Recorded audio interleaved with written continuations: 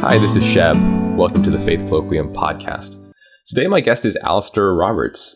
Alastair did his PhD at Durham University, and he's a teaching fellow at the Theophilus Institute and the Davenant Institute. And today we're talking about the biblical brand and the biblical worldview. Thanks for talking with me, Alastair. Thanks for having me on. Of course. So you've written some stuff about the language of worldview and this language of putting biblical behind a lot of things as kind of a brand. Before we talk about that, I'm curious to hear how this language of biblical worldview started coming about. It's something that I kind of grew up in my Christian education experience. You always heard this language of Christian worldview or biblical worldview. That's what you kind of wanted. Where did that start? How did that kind of come about? I don't actually know where it started. It rose, I imagine, to prominence around the year 2000. It's been a bit on the wane of late, I think, but it's particularly within Christian education. It's been a matter of great concern that people are inculcated, that biblical worldview is inculcated into students, that people have a sense of a way of viewing the world. Now, as you can see within there, there's a metaphor that is a governing metaphor of sight and of a particular position and vantage point from which things come into focus. And that, I think, is something that has been part of our thinking, even beyond the specific terminology of worldview. There's a broader range of notions that attach to that. Right. Yeah. So in my experience, the language of having a Christian worldview, it's kind of been like, well, there's all these different worldviews. There's the postmodern worldview, and then there's the secular worldview, and then there's the New Age worldview, and then there's the Christian worldview, and then the Christian worldview, like that's the one that you want. And I kind of think of them as they're all these kind of cans, and they're processed ready, and you kind of have them ready made. You know what's in them, and is that kind of like a fair way of understanding it? In many forms, I think that's what it involves. And there are a couple of illustrations that I think can often govern our use of these things. So a worldview could be what we see in a particular view of the world. So it can be conceived of as like a map of reality. And so we bring this map to reality, and it helps us to understand where things belong, how to navigate between particular locations, how to pinpoint a particular reality within that particular map of the world that we live in. So that's one way of viewing or understanding worldview. Another way is to think of it as lenses that we bring to the world. So your worldview is very much the lens through which you view the world. And people often give the illustration of glasses that you wear. And those glasses will shape everything that you see. So it's not something that you are necessarily looking at directly, but it's something that you might be looking through and seeing everything through that way of understanding the world. And in that respect, it can draw attention to two different things. One's underlying posture in relationship to the world, in the emphasis upon the lenses, or one's more conscious way of mapping out or framing reality in the case of the map.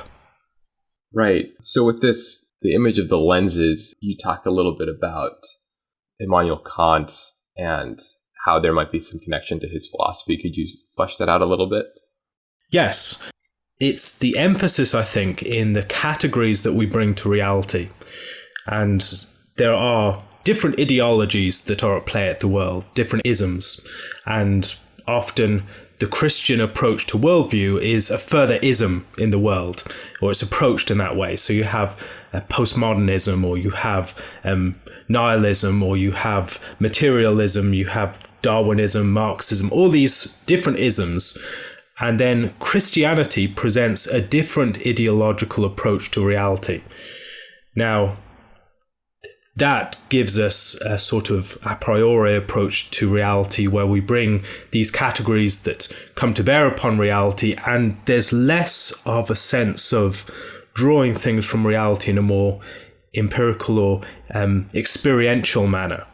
And so I think part of that influence of that mentally constructed world, or this idea of framework that we bring to reality, I think that's very much the Kantian influence there. Okay. So you've kind of pushed back against the language of worldview and have advocated for the language of wisdom. Could you talk a little bit about that? Yes. When we talk about worldview, there are a number of areas that it tends to tip in the direction of. So it often can leave us unprepared to deal with the chaos of the world.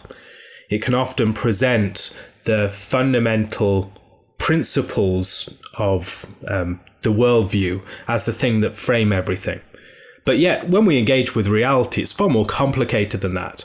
Engaging with reality is often more about the art of living well than having a particular ideological framework that we bring to reality. And when you see the way that people live, often it's quite inconsistent with or just independent of their ideology or their so-called worldview. But yet, wisdom is very much concerned with the practical art of living well.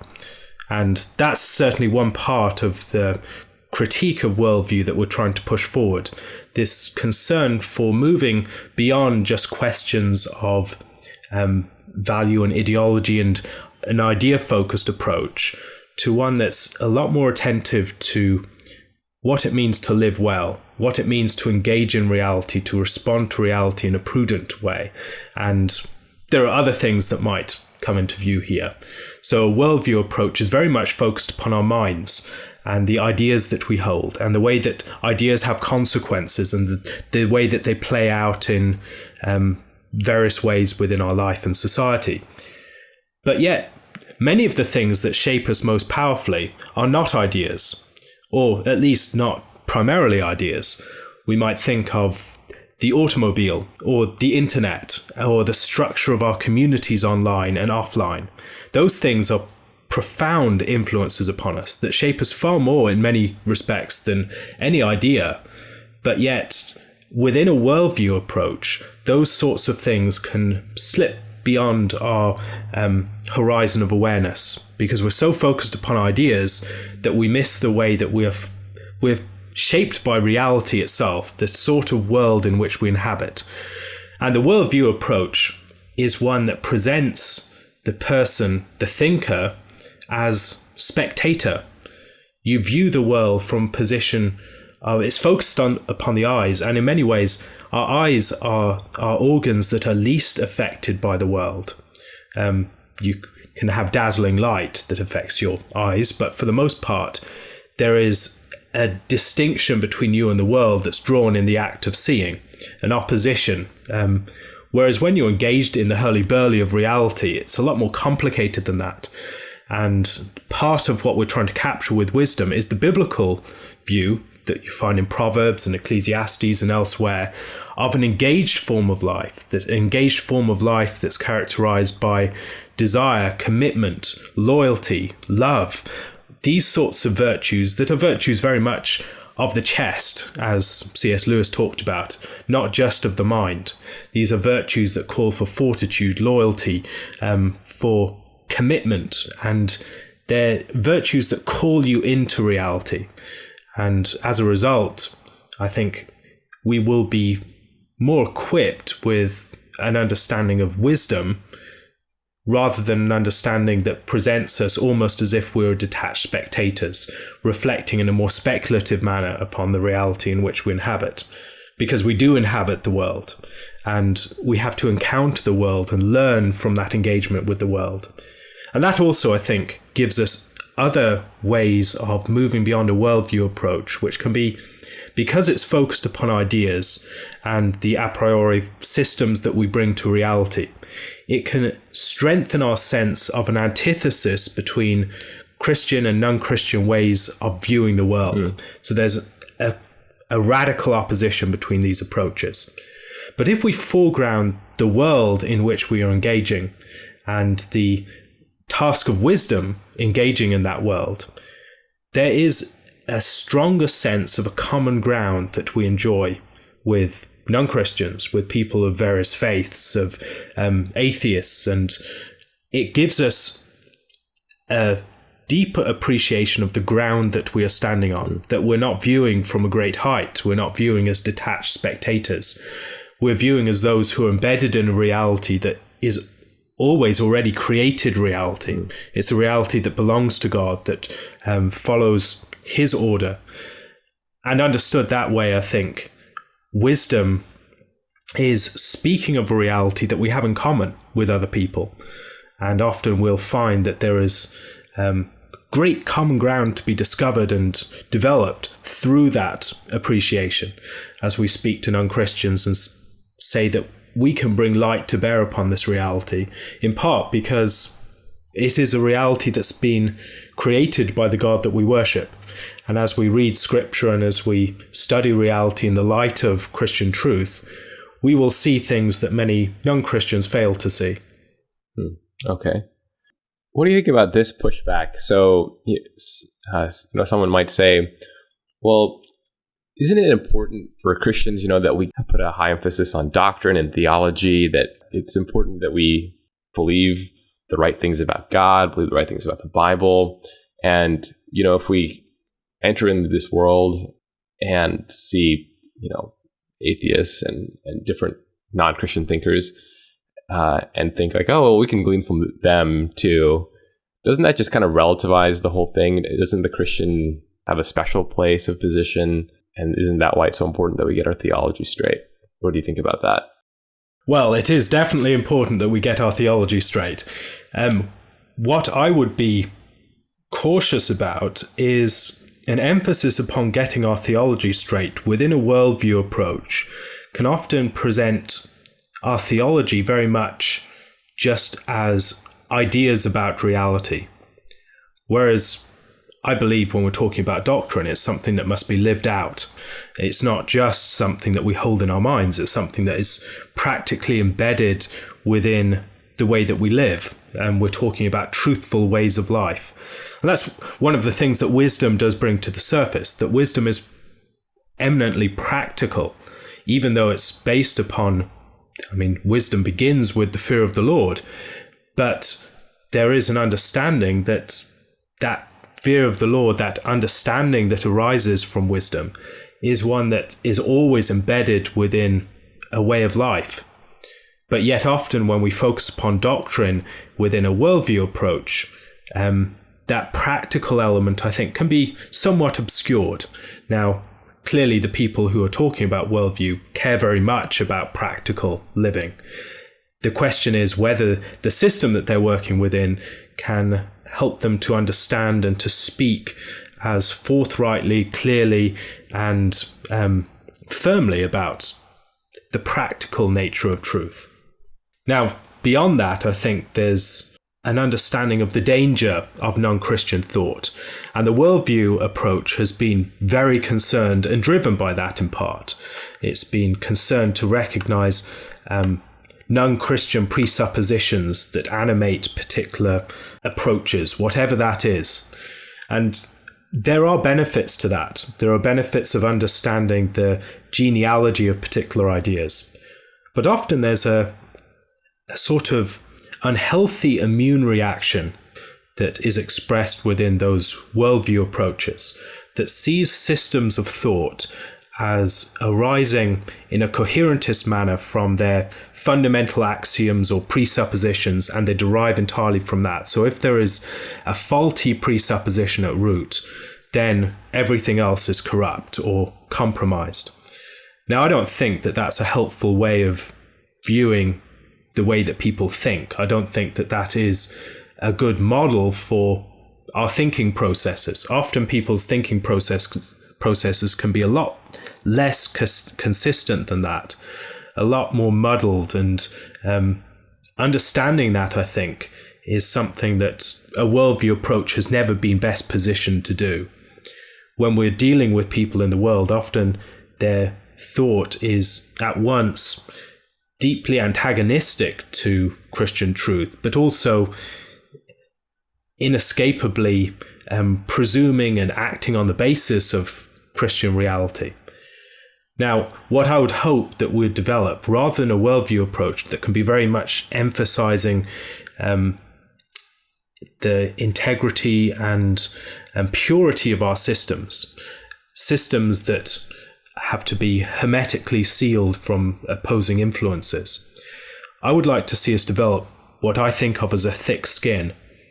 Now, if you don't have a thick skin, you are in the world, you would be exposed to the world, and you would constantly be picking up diseases and viruses and all these other things from your environment.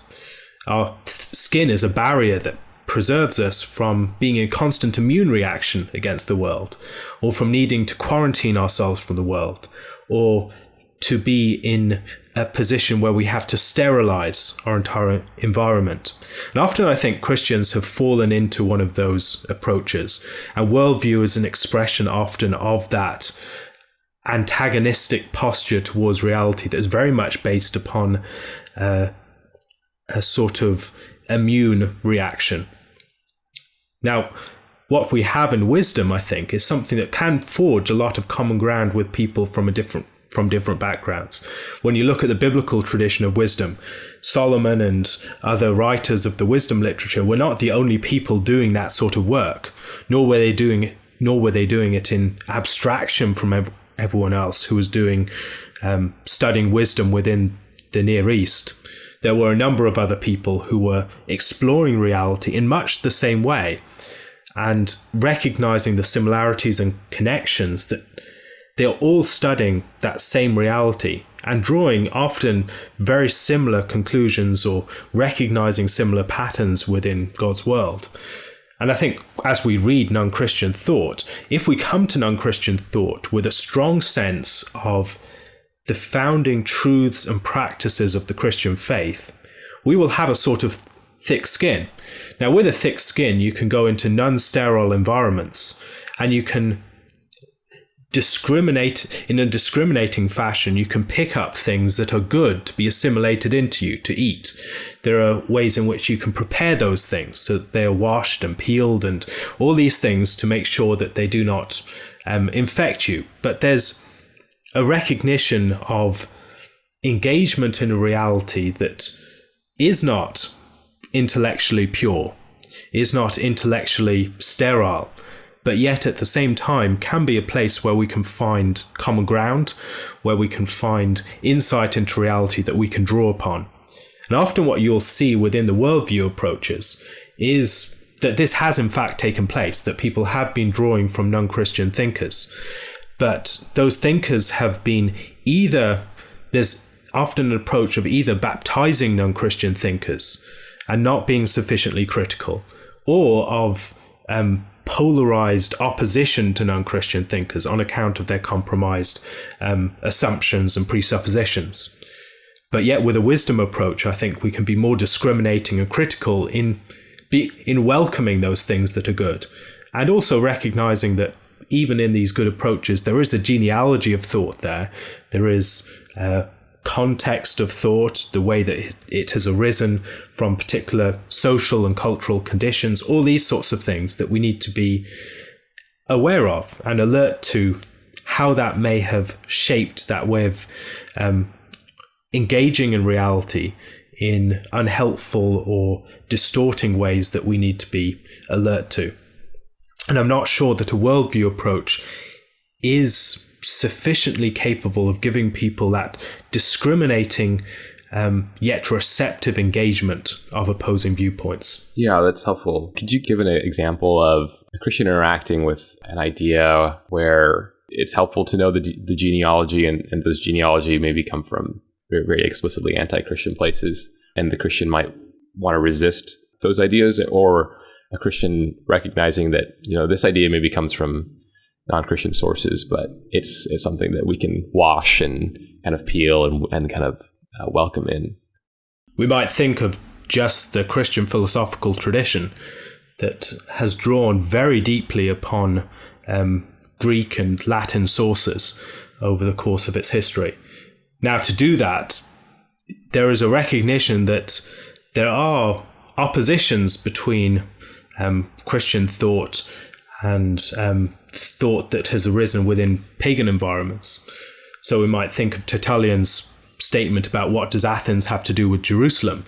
And that sense of a strong opposition is not something that discouraged Christians from drawing upon that tradition of thought, from using the work of Plato or Aristotle, and recognizing the ways in which properly chastened and, as it were, converted to Christian commitments, those frameworks of thought could be of considerable benefit for Christians in speaking about the truths of their faith. And the degree to which Christians, I think, have benefited from Greek thought, from the thought of various non-Christian philosophers over the centuries, I think depends upon this recognition that we are working within the same reality. And often non-Christians will see things that we might miss, and they will expound thoughts that maybe we have not explored to their full conclusions or their consequences. And that, I think, has been integral to the Christian theological and philosophical traditions, that recognition that Greek thought is something that we need to be careful about, but washed and carefully prepared and considered, it is something that we can be built up by if it is converted to a Christian framework. That's great. So if you don't mind talking a little bit about this being biblical brand, have you noticed when that started, how that kind of got to become more popular? Yeah, what your thoughts are there? Yes, I think a lot of these developments had their roots in popularizations of, for instance, presuppositional apologetics in the school of Cornelius von Til. And so it's a way of breaking down his core insights into a framework that was well adjusted to a culture war situation, where people feel besieged intellectually and otherwise, and they need frameworks that provide for purity and security. And I think often the concept of biblical, which within this article I treat it as if it were a trademark, that it's something that guarantees the purity of the system that you're holding to. Now, when you feel in a situation where there are all these impure ideas that are bringing down society, it really does matter to get your thinking straight, to be prepared to interact with these systems that we feel that they are bringing great damage to the church, to society. One thing I think people have often done with these approaches is to treat worldview as a sort of set of medicines. So you have, with a biblical worldview, you know what to prescribe for whatever ideological problem ails you. If someone comes to you with a materialist worldview, you have the answers to that. And that emphasis upon biblical worldview, I mean, there's the integrity of Scripture itself, our final authority, and a Protestant commitment to Scripture and to its veracity and its perspicuity and all these different things that give us a sure foundation upon Scripture. That, when you apply it to all different areas of life, that a biblical worldview is it's a view of the world and it's a view of life that can prepare us for any single area of engagement. So if you're thinking about psychology, or you're thinking about education, or if you're thinking about the law, whatever you're thinking about, a biblical worldview has what you need, and it will enable you to remain pure and to avoid the danger of these systems that are more secular. Now, that whole framework, I think, is very much built upon a dichotomy between secular thought and biblical thought that makes it very difficult for us to recognize the good within certain so-called secular forms of thought, or the way in which many so-called biblical systems have actually smuggled in a lot of thought that hasn't really been vetted. It can very much be a brand that promises 100% organic and natural scriptural ideology, but yet there is a great distance that needs to be traveled from what is actually revealed in the biblical text to how we might apply scripture in the case of, for instance, counseling, that is not accounted for within that model. Rather, biblical is something that masks the degree of prudence and deliberation and wise reflection that must make the transition from what we actually have revealed in Scripture about these core principles to the very concrete ways in which those principles might find application within our current society.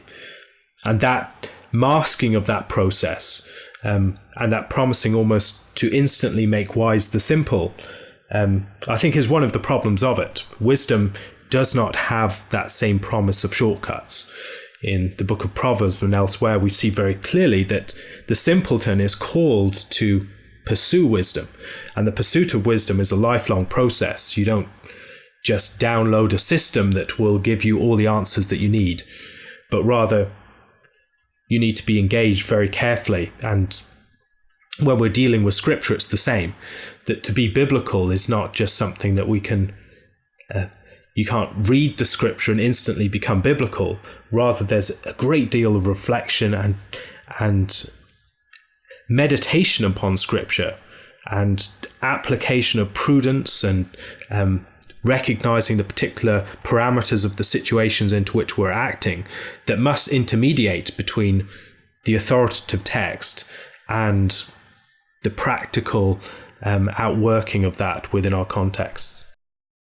So something you write in the article is, well, one effect of biblical ideology, it's been to elevate pastors and theologians as universal experts.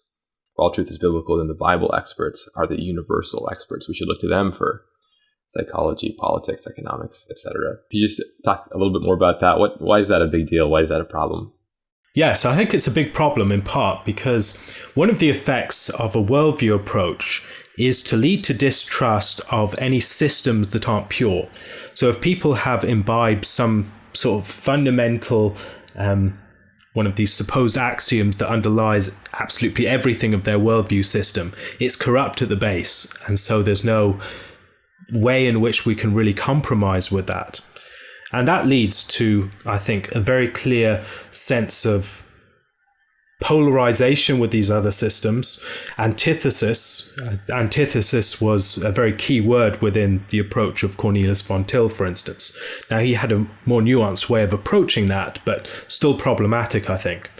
When we think in terms of antithesis and that antagonism between different approaches, it can lead to mistrustful communities. So communities that look at the world and they see that you can't really trust secular thought because it's compromised by all these fundamental errors in its presuppositions, and it has imbibed unbiblical worldviews. And so you're looking for biblical worldviews, and who's the expert on the Bible? It's the pastor. And so the pastor can often become the guru who has the answers for all sorts of things, except he doesn't. He's someone who is overburdened with expectations when it comes to the discernment of Christian wisdom, when often he is not prepared to exercise that role. And the more that that weight is concentrated upon particular Christian leaders, and the more that people are led to mistrust other thinkers and actors within society who aren't Christian or who don't have a consistent view of world and life, there will be a narrowing of our trust networks and an overburdening of a few key leaders. And the results of that, I think, are communities where, first of all, I think such communities can be ripe for abuse, because when you're putting so much of your weight of trust upon a few individuals, those individuals, when they abuse that trust, you don't have the same systems of checks and balance. You've easily put yourself in a position to be radically betrayed. And that betrayal can be far more devastating than people who let us down, but since we've not burdened them so much with our trust, we don't feel as devastated by that. And then it also leads to conspiracy theories. I think in many of these contexts where there's such an emphasis upon worldview, it's not surprising that there is a more generalized distrust of the man, whether that's the medical establishment or the or politicians, or whether it's even academics more generally and experts. There can be a deep suspicion that plays out in a host of different areas when it comes to society. We believe that all these different groups are animated by false belief and often by bad intent, that there's some sort of conspiracy to hide the truth of reality. And that, I think, is a side effect of a certain approach to worldview. I think it also leads, as I gave the example of a system of purity and quarantine or sterilizing the world, that it can lead to a sense of worldview as medicine, that there are these different ways of approaching these different worldviews, and each one of them has a certain type of medicine attached to it. But yet, to raise healthy kids, you raise them on solid food, not medicine. And the pastor as the guru model, I think, has often been one that has arisen from that sense of distrust, the need for medicine, and the lack of a solid basis in, as it were, the food of Christian truth.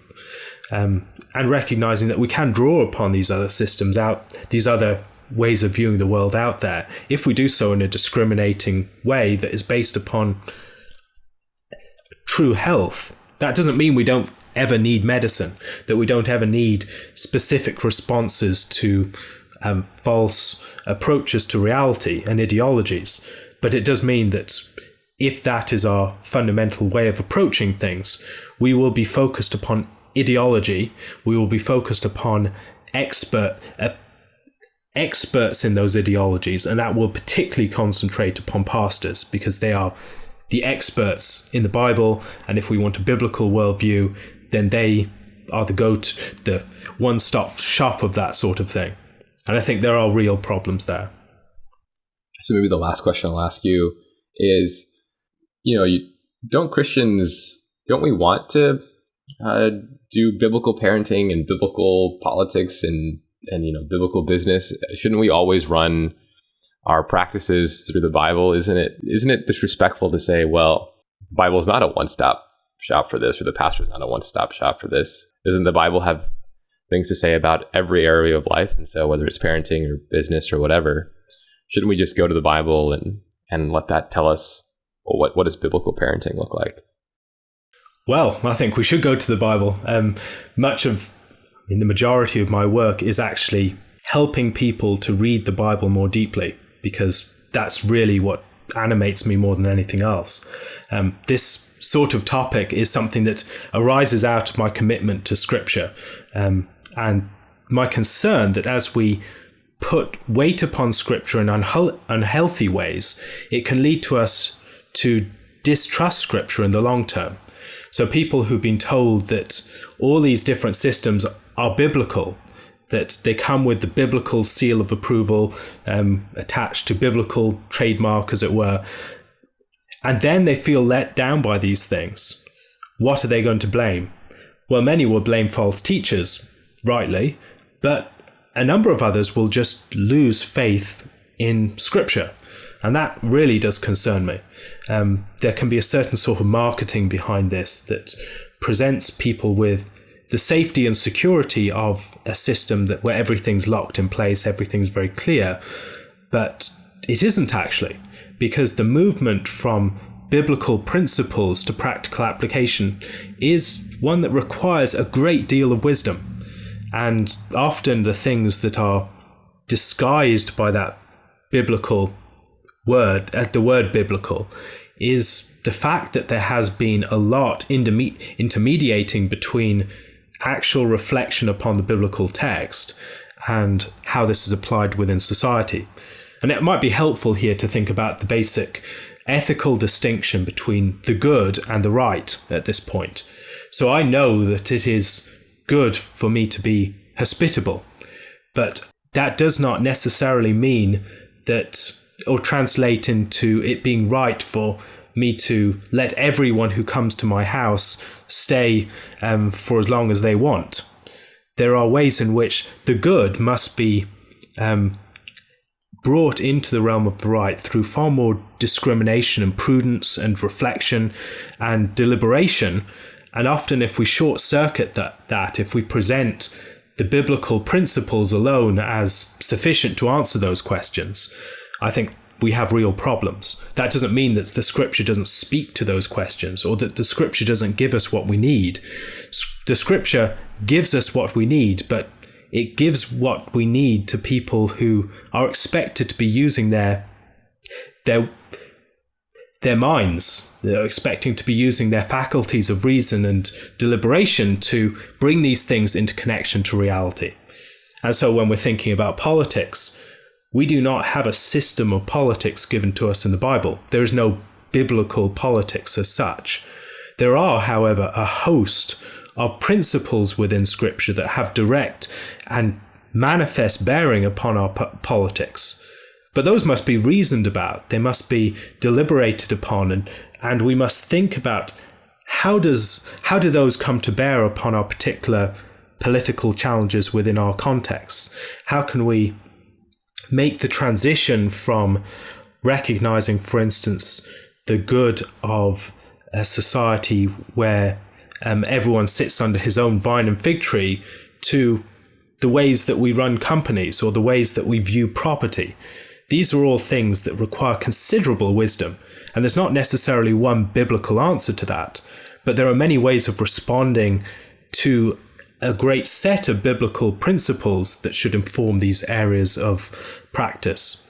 And so that's what I'm hoping that people will do, that they will recognize that Scripture speaks to all of life. It gives us principles to relate to whatever we do.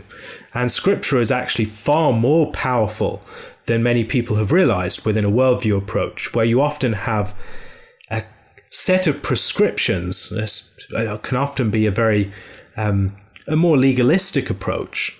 A wisdom-based approach is one that is addressed to people's creativity, to insight, to the acts of discrimination, to the acts of imagination. And in that respect, I think it equips us to work in a far more profound way in realizing God's purpose for our lives. And that is what I hope people take away from this. Not that we should distrust the way that the Bible speaks to these things, but that we should be more alert to the movement that needs to occur from the Bible to the world, and that it occurs in large part through deeper reflection and meditation upon the Word. I think often what a worldview approach has in its pre-packaged mentality is something that leads us to approach Scripture with a set of questions, that we interrogate Scripture, that we presume that Scripture will have the answers to us up front on all these different issues that animate us. But yet when we approach Scripture, often we'll find it does not respond to our interrogations like that. Rather, it gives us different sets of questions, different ways of imagining reality.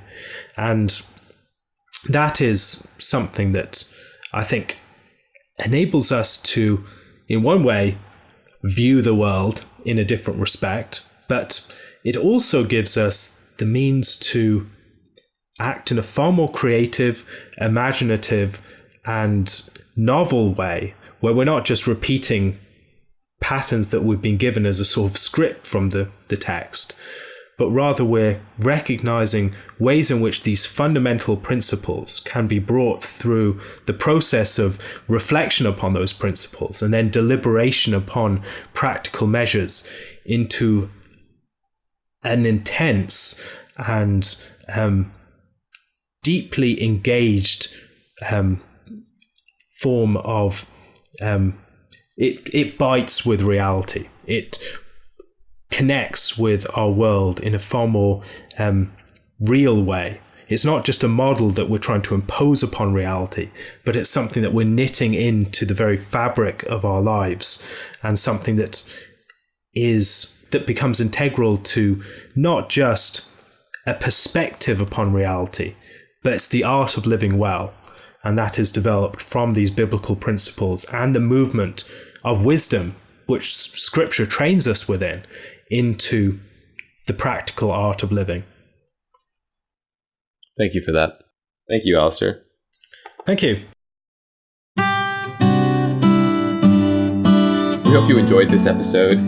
If you did, please share with your friends and please subscribe.